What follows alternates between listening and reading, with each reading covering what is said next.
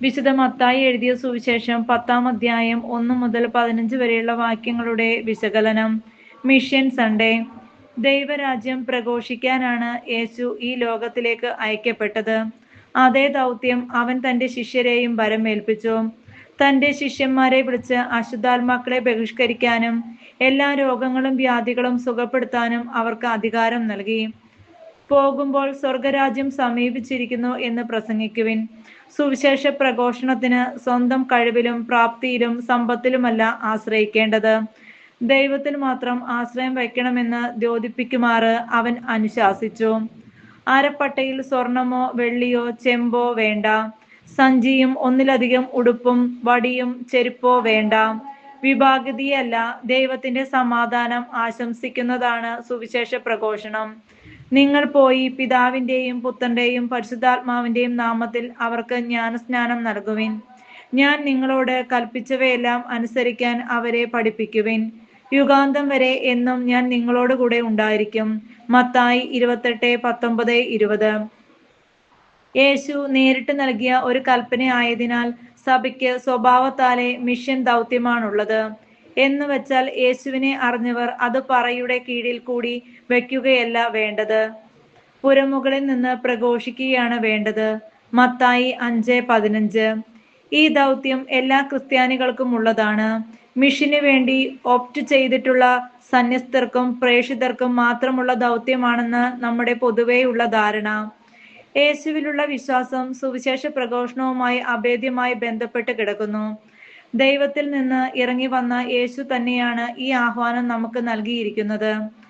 ദൈവത്തെ ആരും ഒരിക്കലും കണ്ടിട്ടില്ല. പിതാവായി ഗാഢബന്ധം പുലർത്തുന്ന ദൈവം തന്നെയായ ഏകജാതനാണ് അവിടുത്തെ നമുക്ക് വെളിപ്പെടുത്തിയത്. യോഹന്നാൻ 1:18. യേശു ക്രിസ്തുവിന്റെ മനോഭാവത്തിലേക്ക് നാം വളരണം. ദൈവവുമായുള്ള സമാനത നിലനിർത്തേണ്ട കാര്യമായി പരിഗണിക്കാതെ തന്നെ ശൂന്യനാക്കിക്കൊണ്ട് ദാസന്റെ രൂപം സ്വീകരിച്ച് മനുഷ്യരുടെ സാദൃശ്യം സ്വീകരിച്ച് കുരിശു മരണം വരെ അവനിൽ ഇംഗത്തിന് അനുസരണയുള്ളവനായി ആകയാൽ സർവനാമങ്ങൾക്കും ഉപരിയായ നാമം അവ നൽകുകയും ചെയ്തു. ദൈവത്തിന്റെ മഹത്വത്തിനായി യേശു ക്രിസ്തു കർത്താവാണെന്ന് ഏറ്റുപറയുന്നതിന് വേണ്ടിയായിരുന്നു ഇത്. ഫിലിപ്പി 2:5-11. അയക്കപ്പെടുന്നില്ലെങ്കിൽ എങ്ങനെ പ്രസംഗിക്കും? സുവിശേഷം പ്രസംഗിക്കുന്നവരുടെ പാദങ്ങൾ എത്ര സുന്ദരം എന്നാണല്ലോ എഴുതപ്പെട്ടിരിക്കുന്നത്. റോമ 10:15. ഏശയ്യ 52:7. ഇസ്രായേലിനെ സ്വന്തം ജനമായി ദൈവം തെരഞ്ഞെടുത്തത് അവനോടുള്ള വിശ്വസ്തതയിൽ നിലനിൽക്കാനാണ്. എന്നാൽ അവർ അന്യദേവന്മാരെ തേടിപ്പോയി. അനുസരണമില്ലാത്തവരും ധിക്കാരികളുമായവർക്കെതിരെ ഞാൻ എന്റെ കരങ്ങൾ ഉയർത്തി. റോമ 10:20.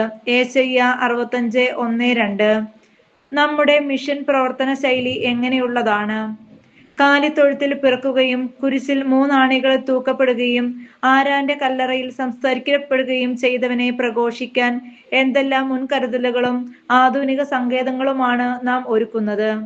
നാട്ടിൽ പ്രാവർത്തികമാക്കി പരാജയപ്പെട്ട മൾട്ടി സ്പെഷ്യാലിറ്റി ആതുര ശുശ്രൂഷയും വിദ്യാഭ്യാസ പ്രേക്ഷിത ദൗത്യവും അതേപടി പാവപ്പെട്ട മിഷൻ കേന്ദ്രങ്ങളിൽ പ്രാവർത്തികമാക്കാനാണ് നാം പരിശ്രമിച്ചു കൊണ്ടിരിക്കുന്നത്.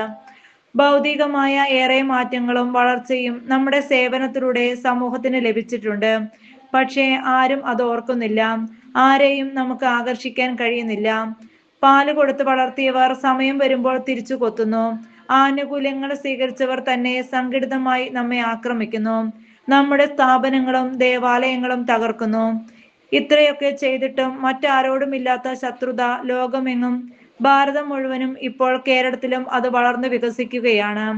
കാരുണ്യവും ക്ഷമയും വിട്ടുവീഴ്ചയും നിസ്തുലമായ സേവന തീഷ്ണതയും ആരും അംഗീകരിക്കുന്നില്ല. എന്നു മാത്രമല്ല, അതൊക്കെ അവരെ യേശുവിൽ നിന്ന് അകറ്റുകയാണ് ചെയ്യുന്നത്. അംഗീകരിക്കുന്നില്ല. അതുകൊണ്ടാണ് ഭയപ്പാടോടെയാണ് ഇന്ന് മിഷൻ പ്രദേശങ്ങളിൽ നാം ജീവിക്കുന്നത്.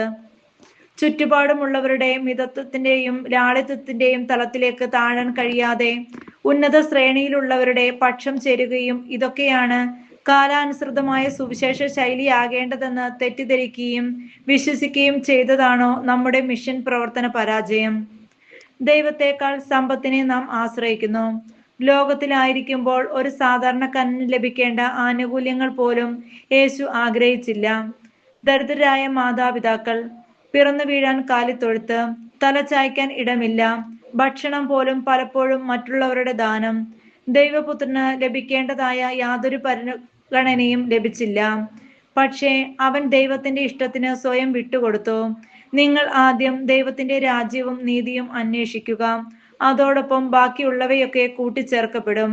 മത്തായി 6:33. ശിഷ്യഗണങ്ങളെ പോലെ ദൈവത്തിൽ മാത്രം ആശ്രയം വെച്ച് മിഷൻ പ്രവർത്തനങ്ങളിലേക്ക് ഇറങ്ങിത്തിരിക്കുമ്പോൾ ദൈവം നമ്മോടൊപ്പം പ്രവർത്തിക്കും.